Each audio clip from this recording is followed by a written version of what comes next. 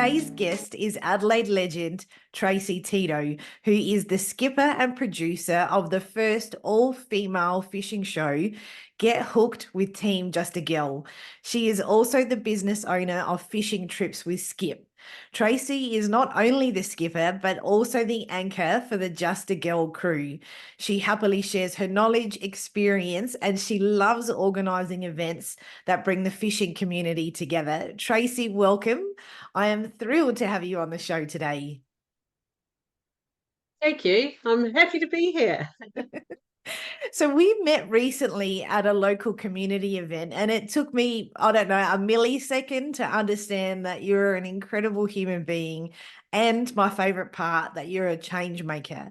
And I think a good place for us to begin today's conversation is, how did Team Just a Girl Fishing Adventures begin? Oh, it's a long story. How long have we got?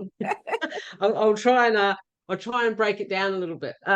So I have to do a little bit of past history for you to understand how that all worked.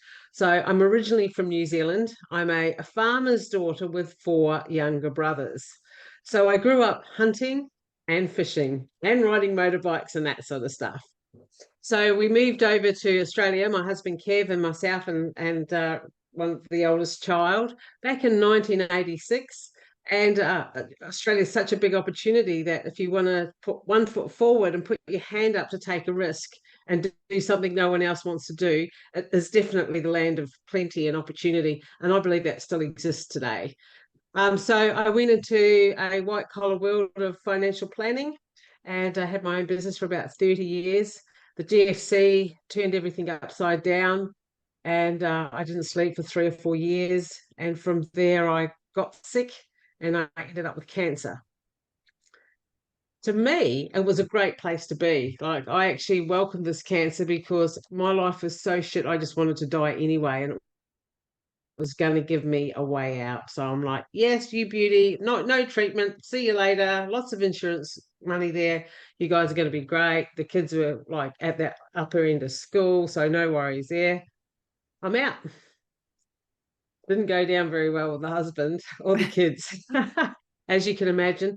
But I made a pact at that point in time that as a financial planner, I saw a lot of my clients battle cancer, but they got paid out their trauma claims and income protection. They battled cancer and they had chemotherapy and radiotherapy and all that sort of treatment. And then within 5 years of being sick, it was all over for them anyway.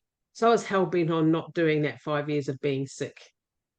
So the trade-off was cut the cancer out and then I'm done. If I'm supposed to be here, I will still be here. And hubby's like, well, what is it? What do you want to do? You know, and I'm like, I've got to get out of this business. I hate this business. I just hate it. I just don't want to be here anymore. He said, well, get rid of the business. What do you want to do? I just want to go fishing. So that's what happened. I haven't stopped fishing since. So I've fished all over the world. It's just such an incredible story. Just the fact that you embraced cancer in that way. I mean, that to me is unheard of. I don't know anyone else who has had that reaction to having cancer. I mean, that's a pretty big mindset shift to make a choice in that moment and go, actually, I'm going to choose something completely different, probably something that's not what your doctor was recommending at the time, and go, I'm just going to trust my instincts and I'm just going to live for as long as I've got doing something that I'm passionate about.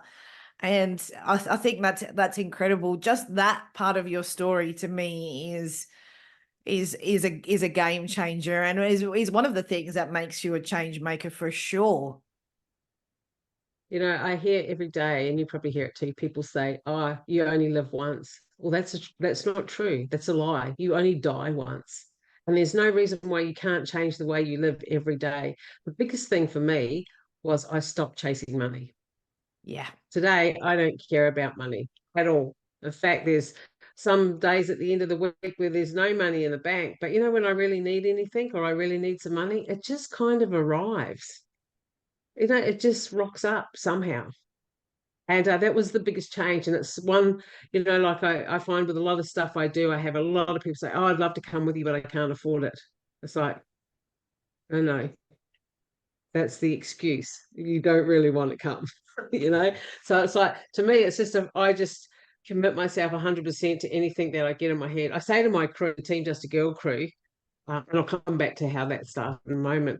I say to them all the time, hey, I was thinking, and they go, oh no, Skip, please, no, because they hate it when I have a big thinking session, because it means everything gets all turned upside down. But that's So it. yeah, so anyway, That's your role as a change maker, though, to keep people on their toes and to, you're getting new inspiration all the time. And of course, it's going to be disruptive for them, but you're doing them a favor by being like that. well, I figure without chaos, nothing changes, right? Yeah. Yep. That's what I reckon too. Yeah, so just going back to the Just a Girl stuff, we Kev and I had a shack up at Ardrossan, and we had a little boat, which you always do the man thing, like, do you want to go fishing there? No, not today. Okay. So you don't go. And then we'd have people come up the shack all the time, like his mates. And like, my husband's not a fisherman. If we catch fish one day, he'll come the next because we caught fish the day before. But he gets impatient. Yeah, it's my thing. It's not his. But I took him to a recent trip to New Zealand chasing kingfish, and he loved that. So I'm getting in there. Yeah, so we would go to the shack, and he'd invite all his mates up, and they just get drunk, and it's like, I'm up there catching snapper. This is when our snapper fishery was healthy in the Gulf. And I'd get all the boat all set up, get everything done, and I'd go to bed at 8 o'clock because it's like a 3 o'clock start when you're going fishing for snapper. So I'd get everything all set up. And this one particular morning, I've just had jack shit of the whole thing. I get up one morning and I've like the alarm's gone off and I've opened my door and I can still hear them in the shed. They're all singing to K-San, the tops of their voices. And I went, this is going to be good. So I've gone down there. They're as pissed as maggots. And it's like, fishing. It's like, here we are. Like, oh, no. They were like, we are going fishing. And I'm like, no, we're not. I'm not taking you guys fishing. Like, you've just ruined the whole thing. And rah, rah, rah. And then one of the smart asses said, I will just take the boat then. So a few expletives. And I said, well, I'm going to. So I did. At the start, pitch black. It was a new moon, which is, you always fish better snapper on a new moon. It's pitch black. There's nothing. There's no street lights. I get in the car, hook up the boat, get in the car, off I go. Got round the corner and I stopped and I'm like, oh my God, what have I just said? Like, I'm not going to be able to do this. I'm scared. It's like, bugger them. They're not going to get the better of me. I'm going to do this. So I drove down the boat ramp and I've sat there in the car and I'm like, okay, I've got to launch this boat on my own. How am I going to do this? So I got some ropes out, backed the car and pulled the boat off of these ramps and off I went. I got out there in the dark and like I was shitting myself the whole time. I was absolutely petrified. But you know what? I was not going back to tell those boys that I couldn't do it. So I did, and Kev's never skipped a boat we've had ever since. It's always been my baby from there. I mean, So, and this is that's amazing to take your boat out by yourself, never having done that before in the early hours of the morning, or it would have been pitch black, no doubt. Yeah, in the dark to do that. I mean, that takes a lot of balls and courage, that's for sure. Yeah, well, I certainly wasn't letting those guys go. So they had snapper for breakfast that morning and they were all very quiet and subdued. And I just sat there the whole morning with a big smirk on my face. I didn't have to say a thing. And from there, even to this day, those guys, like, they always go, oh, remember that day you took the boat? It's like, it's incredible. I mean, one of the things that I especially love about you is that your vision is to break the cycle of tradition, fishing traditions that are passed down from men. You are really empowering women to move out of and break out of the norms, especially for women who are in the corporate world like you were, to help them step out of that space and have these breaks away where they can really just step into a different kind of an empowerment and to do something that is maybe something that's out of their comfort zone and something that maybe they're not used to, or even those who are passionate about it but have never given themselves the freedom to explore it. I love that so much. Was that was that your like a really strong vision from the beginning when you started the business? So that was actually before I had cancer. Right. So that I knew at that point that I just wanted to go fishing because I'd already been skipping my own boat. Like people don't really realize it, but I was the vice president of the Ardrossan Sea Searchers Fishing and Boating Club way back in 2000. So those days we didn't have any social media. We had a website which was Fishing SA. So it was just like a chat group. There was no, you couldn't put photos, or you had nothing to take photos. Like it was all too hard. And my name on that was Teets because that's hubby's nickname. So like Tito is Teets.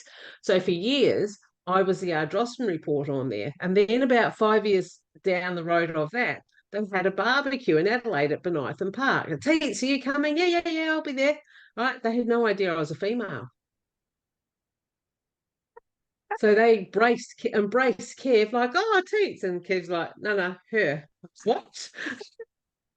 So that was a big change for a lot of those guys there because they're all like older men, like my age and a bit older. So it was like they've gone.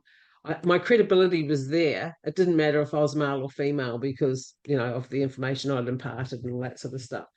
So that was like a real sort of turning moment for that group, for that South Australian recreational angling group of people. I've done all sorts of stuff in that recreational business side of it since then, but you just got to, at some stage, you just got to do your own thing, right?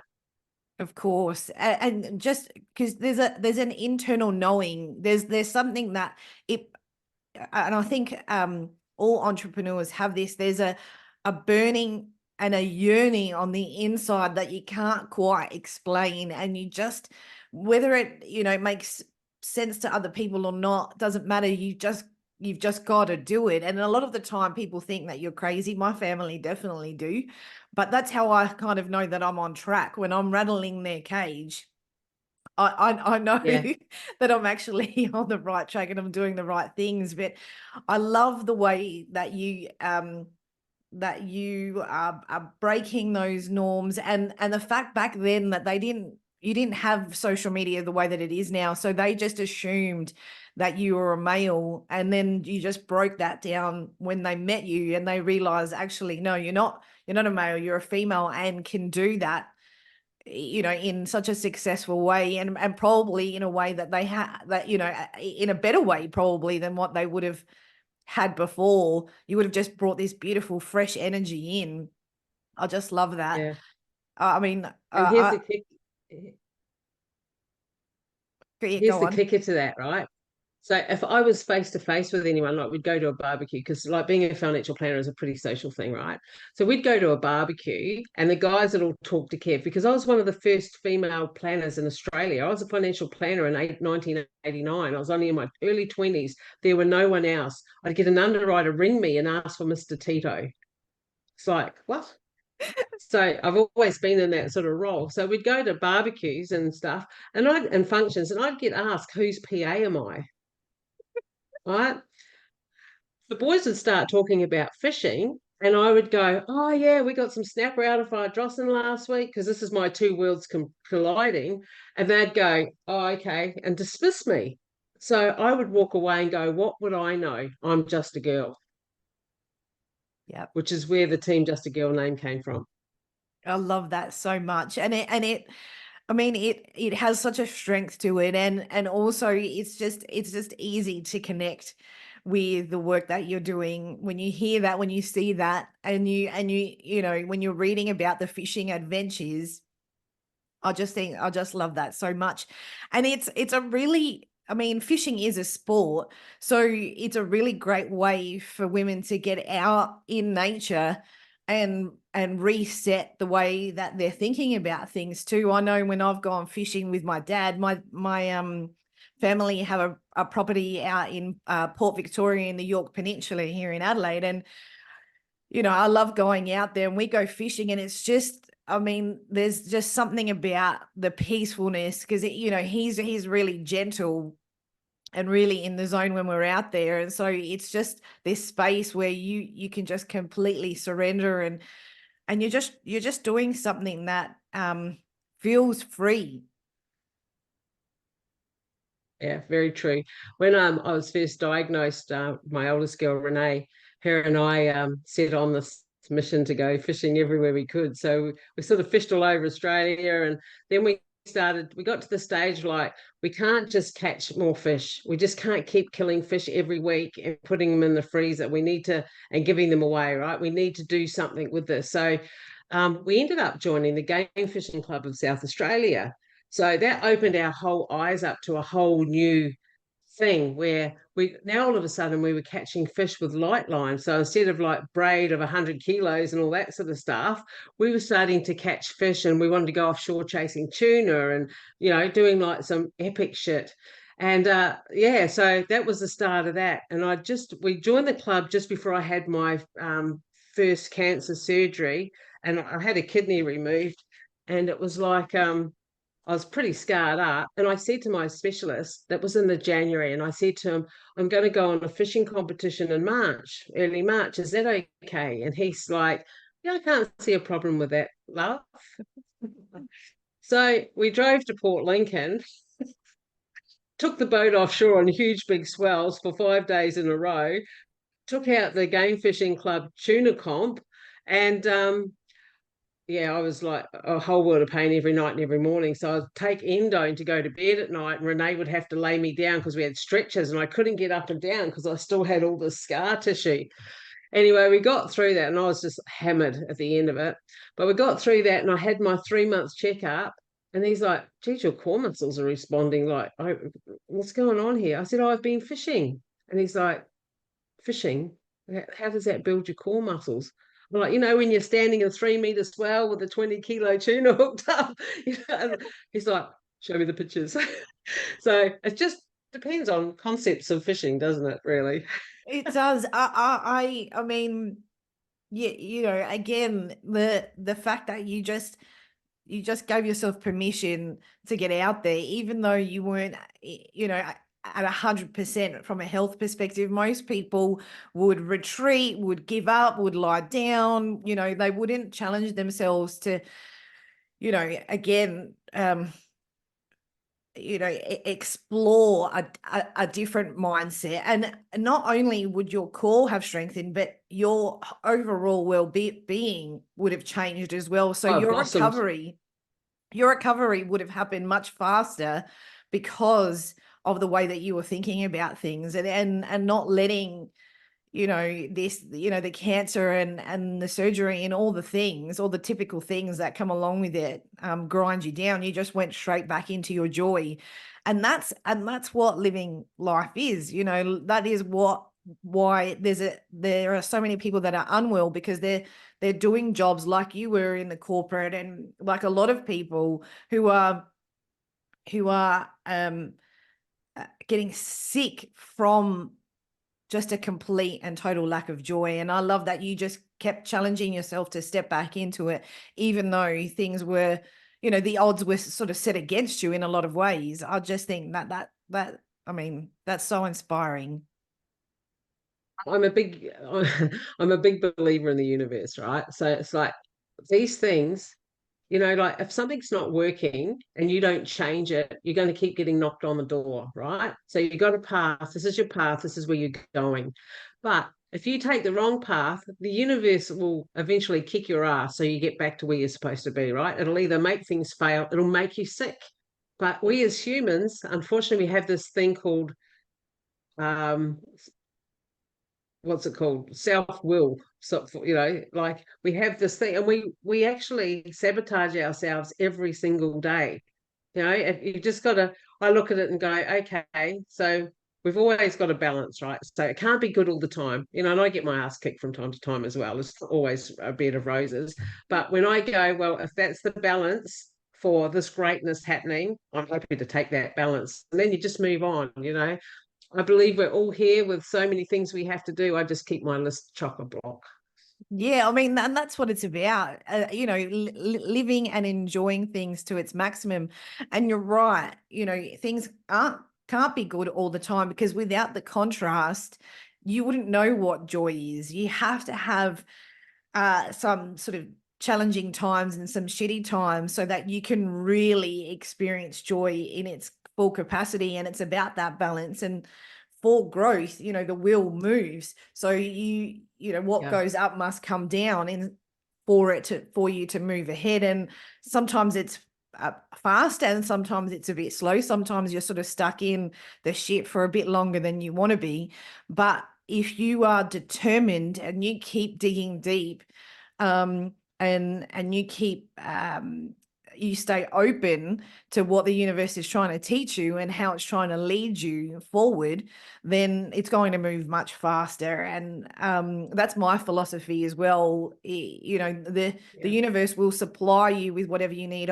What you said earlier about the abundance side of things, that resonates with me too, and also my philosophy, because sometimes abundance isn't about the prosperity side of things. It is about how you're living your day.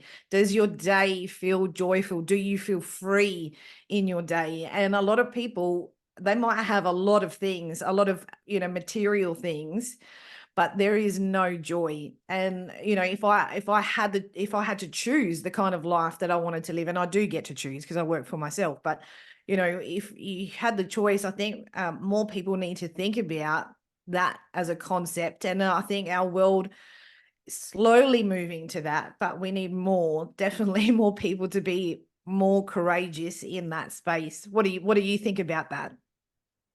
Yeah, well, I think you're right. With Team Just a Girl, sort of, it was always, the boats were always called Just a Girl, but the Team Just a Girl stuff came into it after Renee and I distinguished or extinguished actually all our finances, and I was like, oh shit, we've never had to budget before, and we're running out of money. What are we going to do? How do we keep fishing tournaments and stuff? And it's like, you know what? Let's see what other women want to get involved, and let's create a full all-women crew and see where we go from that. So that happened, and I had a couple of that first crew. I had this awesome lady who her and I are really good friends still today, and Leah is just incredible, and she was a real good grounding force for me for that first sort of crew. But I think I was doing a count up the other day. Team Just a Girl has had like 42 members over the last sort of 9 years, and it's not a long-term thing. Like, you're not there for a long time, you're there for a good time and be gone, because it's all about training people to do other things. Now, some come on board and treat it just completely like a charter. They don't want to learn anything, and they usually don't stay very long, because it's hard work, it's expensive, everyone's got to pay their way, and so it can be tedious. I always know when it's time to change a crew, because that complacency comes into it. There's no challenge there for me anymore, so it's like I'm fishing way more than everybody else, so it's time to change over, because I shouldn't be fishing. I should be in the skipper seat and training. That's what I should be doing. And yeah, the crew we've got now are absolutely crazy and insane. I didn't think I'd go to older crew members, but I've got Sharky, who's nearly 70. My God, that woman is a powerhouse. She's got the sexiest body than all of us at that age. She's so strong. She's on a farm. She was a butcher. Her mindset is like, don't touch my stuff. You know, I saw her pull an 83-kilo tuna in Tasmania early last year in 45 minutes. It was just, in fact, it's all over our YouTube channel and our TV show, so you can go and Yes, find it. I did see that on your Facebook, the videos on your Facebook. I mean, there's just so many things. The fact that you're bringing women of different ages together to do this is incredible. But I mean, you've got a long list of fishing achievements, not just with Just a Girl, but you've got, am I right that I read this right, that you've got Australian and South Australian records as well? Yes, yeah, I have, and I'm pretty proud of them.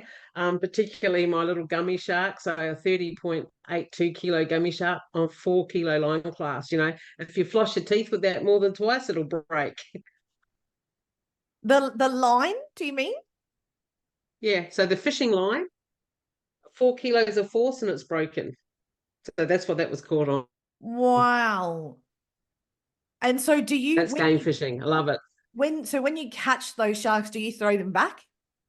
No, look, that shark needed to be come in and be weighed in, because it was a record fish. We do tag and release a lot of fish. In fact, Team Just a Girl for 2024 21 and 2022. So we tag a lot of fish. So we bring a fish in, we cover it over, and you'll see this if you watch any of our YouTube or TV shows. We're very, very gentle with our fish.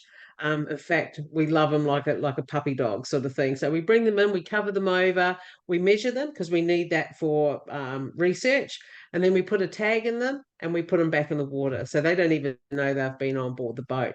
And we catch them with light line. There's a bit of a fallacy out there that you need to get them into the boat as quick as possible. By doing that, you just upset the fish, right? They just go into a fight or flight mode. We've brought tuna to the boat on 4 kilo line, and the whole school is there with them because they don't actually know whether they're caught or not. And we bring them on board and they're so relaxed, and because they don't even know they're there. So it blows all those fallacies. Now, the old ones that we do keep for food, we'll bring that in and we'll icky it straight away. So dispatch it straight away, put it in the esky. That meat's not even hot like it is if you put a fish under force. So, we're doing the right thing. Now, those tag cards, they all go to New South Wales DPI, all over Australia. All tag cards go to them. And we have been, our little boat full of girls have been the runner-up champion boat in Australia 2 years in a row. And I even took out the champion angler one year. Oh, that is amazing. I am excited to have a conversation with my dad because when I've been on the boat with him, it's quick, get the fish on the boat quick, and he's always yelling at me to do it quickly. But and there's like a panic that goes with it, because you think you're going to lose the fish. So I mean, that's a different concept to what I've experienced, just fishing locally, and that So seems, it's about the art. Yeah, for sure. That's really interesting. I love that. And so when you take women away on the charters and stuff, it's only a small group, isn't it? Yeah. So what happened? I'll just quickly go back over some of that. So Team Just a Girl, we had a filmmaker out to do a documentary about Team Just a Girl, young Katie from the UK, and she started filming, and it was in February of the year of COVID. Was that 2020 or 2021? 2020. 2020. So that was in the February. So we fished the coast to coast tuna comp and she filmed that whole thing. And then COVID struck. So she had to go back to the UK. She had no options. So she's like, Skip, here's the footage. I don't know what you're going to do with it. And at that stage, I didn't know how to film or what am I going to do with it? It's like, okay. So I was an Uber driver at that time. That way I could drive when I needed money and it was windy and go fishing when it wasn't windy. So that was my theory. And I loved Uber driving. The networking I did in there was just incredible. I met Wendy Perry from Switch Start Scale in my Uber. How's that? And it was it was amazing. So I thought, okay, well, I got paid to stay at home for 2 years. So I Googled how to edit and I created our YouTube channel. And then I've got another lady who I take, actually a couple of star women. These are amazing women. I love spending time with them. Moira Jenkins is the Mayor of Victor Harbor. And Rebecca Sharkey, the member for Mayo. So Beck is a strong advocate for community TV. So one of the producers spoke to Beck. Beck says, you know what? Tracey Tito's got all this cool stuff. We even got a mention of Parliament. Why don't you give her a ring? So I got a call from Albert, the operations manager, and I said, look, just go to our YouTube channel, have a look, tell me what you think, because like we get two things. We either get put down because we're women and fishing, or we get smoke blowing up our ass and nothing happens from there. So I take everything with a grain of salt. If it is to be, it's up to me. That's how I see it. Anyway, I saw him subscribe, and then a half hour later he rang me and said, hey, this is amazing. I'll help you edit these into shows. So that's what happened. And we are now in series 5 of Get Hooked with Team Just a Girl. And I film, produce, and edit them. So it's like I've learned all that stuff as well. But with that first one, when that first one went to air, every week I had like 10 women ringing me saying, I want to come fishing with you. They can't come fishing on Team Just a Girl. That's not what we do. Like I'd have every charter operator in South Australia, and they do. They bite me. I have fisheries to see me all the time over my fishing charters. But I said to hubby, I was like, I've got a few options here. Look, I can just continue doing what I'm doing, or I can find an avenue. And I really like, some of these women are awesome, and I just like, it takes an epic female to do what I do. It takes epic women to join me in the adventures that I create, because when I create these adventures, it's like, this is the last fishing trip I'm ever going to go on. What do I need to do? How do I make it memorable? And that's how I do every single one of my fishing trips. So yeah, we started. I actually went out on a heap of charters and worked out who was good and who wasn't. South Australia's charter industry is not very good for females at all. They pack boats up. They don't, like, women want to learn stuff. They're not just there to go out and kill everything, which is what the charter business is all about. So I finally found Gary down at Fleurieu Peninsulas down at Cape Jervis, and I still use him to this day for all my trips out of there. We can fit 8 on his boat. I only ever have 6, so that there's plenty of room to move. I found more than 6, you get 2 divided groups, and then you can't teach anyone anything.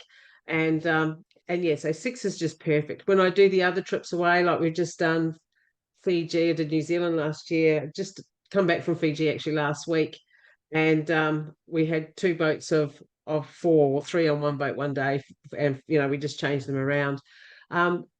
It's not always just about the fishing though. Maura Jenkins, the mayor of Victor Harbour, came on that trip, and she's under such extreme pressure. Like, we explained to the Fijian people, like, no, Maura, as a chief, her village has 16,000 people in it. But she spent the first 2 days sleeping, and she came out of that just so refreshed and ready for the rest of the world. It was awesome. But yeah, so every trip this is the last trip. I love teaching women how to fish, how to just use their rod. I just did a count the other day. It was 82, and I had 5 newies on Sunday catch fish. So 87 women, well, not just women now, there's some men involved as well, but 87 people have caught their very first tuna in South Australia with me on the boat over the last 3 years. That is so incredible. I mean, the you can feel the joy in the energy when you're speaking, you're talking about that, and I can only imagine the soul recharge these people are experiencing and receiving, and the confidence that's being built as a result of doing something that, again, they might not typically ever have had the chance to do, and to learn from you as well in such a fun way. I mean, you'd be an absolute hoot to be away with. Most of the ladies who do these trips are like sort of 45 plus. A lot of them are a little bit lost. Their kids have grown up.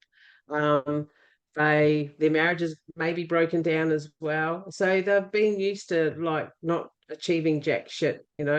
And to see them physically go from to just on one fish, and they all do the same thing, right? You get this fish into the boat, and I would rather see people catch their first fish than me catch a fish, right? So they pull this fish in, it's on the deck, and they all just look at it, and they're like, and within sort of 15 seconds, they either squeal, they grunt, or they just burst into tears. It's just incredible. They all do one of those 3 things, and you see their spirit. It's like some of those ladies have gone back and asked for pay rises. They've gone back and told their dropkick husbands to piss off. They've gone home and stood up to their kids, because now they have that power. I caught me a tuna. Yeah. And that again, that empowerment is such a beautiful gift for those people to receive, and it is such a unique way to do that. And I love that.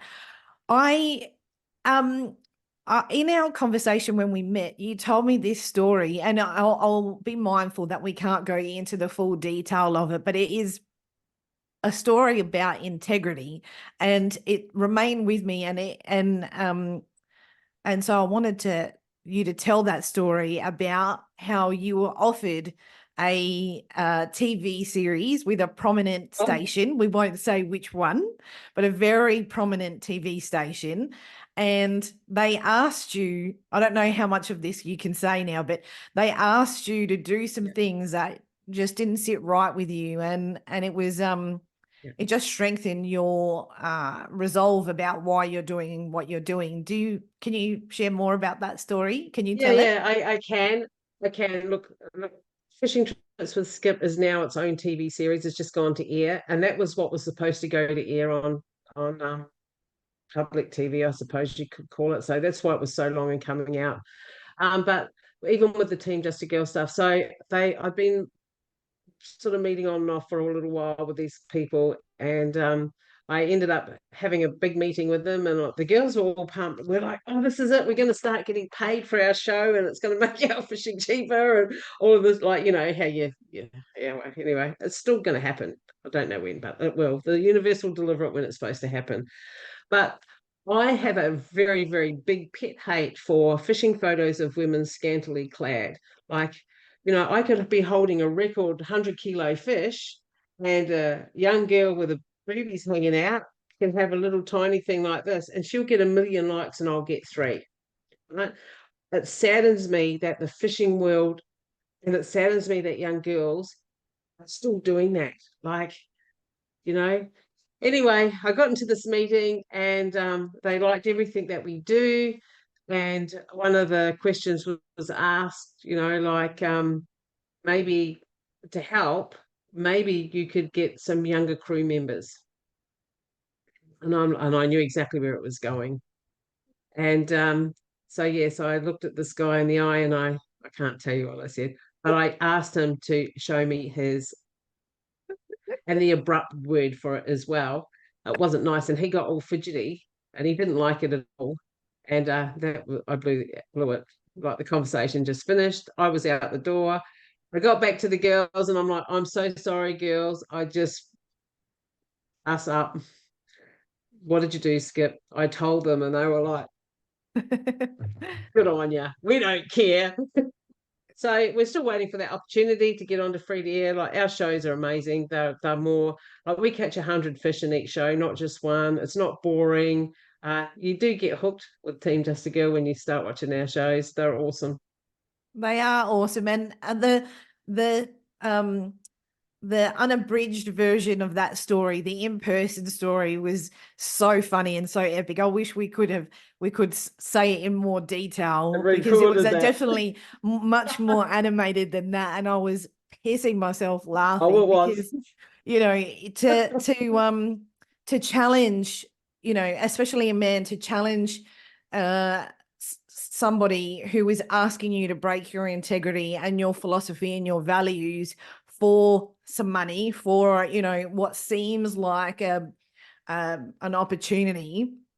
It takes a lot of courage to say no when there's a lot on the table, not just for you but also for your crew as well. And the fact that you are staying true to who you are, to what you stand for, and are pushing back on things that are making our society and this world so toxic. A lot of women don't even realize why they're showing themselves in that way, why they're, like, when I think about the younger generation, the teens at the moment, who are running around, half naked and putting photos of themselves online all the time. They don't even realize why they are choosing to do that. A lot of them think that it's, it's their own choice, but they've been conditioned that way without even realizing. And it's sad. And the fact that you are standing in your truth and standing in your strength and saying, this is actually wrong, and this is not even our brand.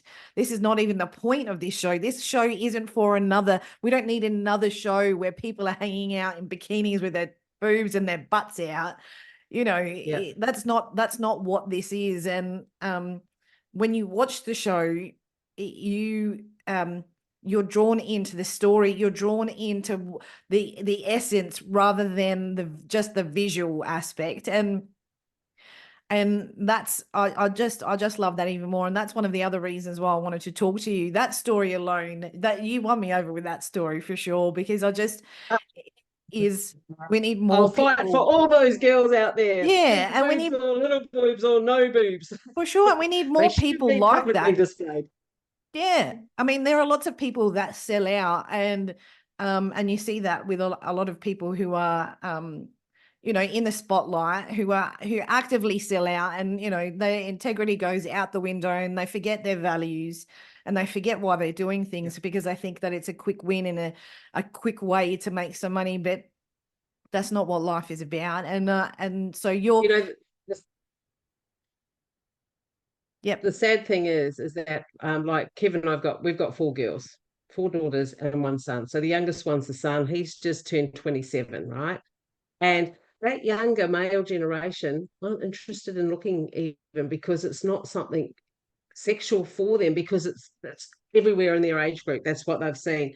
But it's the older guys that are still stuck in on that. It's not the younger ones, it's the older ones. And the younger ones are so much more accepting of what we do. Even to the extent now that fishing trips with Skip has mixed groups, because not every bloke who goes on a fishing trip is a concrete layer or a builder or is in that rough swearing. They're too scared to ask how to take the fish off, So I'm doing mixed trips now as well, because I've got a lot of those younger guys or gentler guys or professional guys who just won't cut it on one of those standard fishing charters here in South Australia. Yes, and I agree. The older generation are archaic in the way that they think about things, and that whole sex sells, that It's alive and well in the TV world, I'll tell you that much. I mean, I think we're saturated in that way, and I think one of the things that makes your show unique is it's just real. It's just real people doing real things, looking real, acting real, being real humans, real conversation, and real experiences, and again, that you are leading the way with the work that you're doing. And I wanted to ask you, what do you love most about being a change maker and a rebel? You know what I love most is that I sleep really well at night, because I know every day I do something different. I can't wait to wake up in the morning. And that's something I've installed into my kids, especially the younger two. So we've got 20 years between the oldest and the youngest, because we came to Australia and got busy creating careers and stuff. So the younger two, Jordan, our daughter's 30, and Louis 27. The oldest is Renee, who's 47, nearly 48. So that's like, so, and I suppose the other thing too is, like, people are quite disbelievable of my age. And it's like, I hear people say I'm too old for that shit. It's like, really? You're not too old for anything, ever. Especially when you've got Sharky around. But yeah, and it's like, I always tell them that if you wake up in the morning and you don't want to go to work, you need to change your life. If you're not passionate about something, you need to change your life. If you're not happy with your friends, you need to change your group. If you're not happy with yourself, you need to do whatever you need to do to help and improve that and find out what your path should be. Those two younger ones, especially, Louis, he is he's got a degree from the University of Music in South Australia. He is a sonic engineer. He's an audio technician, audio sound technician, visual, does all the car racing, travels all over the place. He loves it. Jordan, she is because my two younger ones are into music, she is an international band tour manager. Wow. So she's on tour now in Melbourne, and she comes back from there. She's in the States with a local band called Teenage Jones for 6 weeks. She's just been on tour with the Foo Fighters. So you either see my coverage as either music, because I get tickets to everything, or fishing. That's our life. It's awesome. I love that. I mean, the fact that you've shown them what it means to be in their own joy as well. You've given them permission to do what they love and what they feel connected to. And you're also giving them permission to change anytime it doesn't make any more sense for them. And that's a gift. A lot of people, are frightened with change. They want you to stay the same. There's a comfortability, with families and friends. Sometimes they kind of want you to stay the same, so then they don't have to change either. But it feels really restrictive, especially as a change maker. And I love that within your family unit, you're encouraging inspiration, you're encouraging joy, you're encouraging growth, and just to be who they are. And I think there's no greater gift that you can give your kids than that. I get a great sense of satisfaction with my kids, because, like Louis comes from, he went to a private boys' school, Catholic, Ross Trevor College, actually. And with what they taught him and what he's been taught at home. His girlfriend Cara is Egyptian Italian. So he goes to their places and the men sit there, whereas Louis is the first one to get up and help do the dishes, and the mothers just love him, and it's like, and they go like, you don't have to do this, like sit down. And he's gone, if I sit down and don't help, my mother will kick my ass. So he uses me as his excuse. Yeah, well, But I've yeah, got they're really, really, really good adults. yeah, I've got Greek background, so that pretty much happens in at our end as well. The men just sit and the women do all the cleaning up and the cooking and whatever else. But it is again, that's like really old. That's a really old school way of approaching things. And I'll just like that you are encouraging your kids just to get out there, just to get into it, just to live their life to the absolute maximum. And you're doing that with your work as well. You're encouraging people. I think something we all need to know is that there's only one number one person in the world, and that's you. All Yeah, right. And if that is happy, if you are happy and you're doing your best life for you, then everything else works around you as well. I know people think it's selfish, but you know what? If it is to be, it's up to me and it's all about me. And that's how you got to look at life, I reckon. absolutely. Couldn't agree more. And so, Tracey, how can our audience connect with you? Is the best way through Facebook or through your website? Yeah, so we've got Just a Girl and Fishing Trips with Skip, and there's a bit of a crossover because it's like I just struggle to manage both things. So our Facebook page, Team Just a Girl, also has the Fishing Trips with Skip stuff on it. We do have a website for both, so www.fishingtripswithskip.com.au, and the same for teamjustagirl.com.au. I'm not the greatest at getting those updated because I'm usually out fishing somewhere. I've just put up a couple of new awesome trips. We're going to Samoa in when's Samoa? November, and that's going to be epic, that trip. And also I'm going to go and film 2 game boats off of Cairns, light tackle chasing marlin, all that sort of stuff. 4 girls on one boat, 4 guys on the other boat. I reckon that's going to be good TV. That is going to be good TV. I can't wait to watch it. Yeah, and look, check out our YouTube channel. Like, I don't know why our YouTube channel's not growing. Probably because I don't know how to do this SQE or whatever that stuff is. Anyone wants to help me with it, please put your hand up. You mean But yeah, SEO? Is that what you mean? SEO, that's the Yeah. one. Yeah, it gets it out there. It And does. of course, on Channel 44 here in South Australia, 31 in Victoria. We're on now. I think these times are still right. Tuesday nights at 8 o'clock here, 7:30 in Victoria. Thursday afternoons about 3. We've even got a Saturday time slot now at 4:30. So I'm up against South Aussie with Cozzy and the Adelaides. So give us the vote, girls. Go watch our show. Definitely. Everyone should watch it. It is so cool. Tracey, thank you so much for joining me on the show today. I've loved our conversation, and I love what you're doing. I love who you are as a human, and just yeah, you are definitely an Adelaide legend, and I'm so glad our paths crossed when they did. Well, the universe does all this stuff. We know that, don't we? Totally. Thanks again, Tracey. Well, thanks for having me, Maryanne. And I hope that whoever listens to this podcast gets one little tiny bit of thing that they take away. The best thing out of the whole thing is, be true to yourself, and you come first. Absolutely. Thanks for having me. Thanks for being on the show. See ya.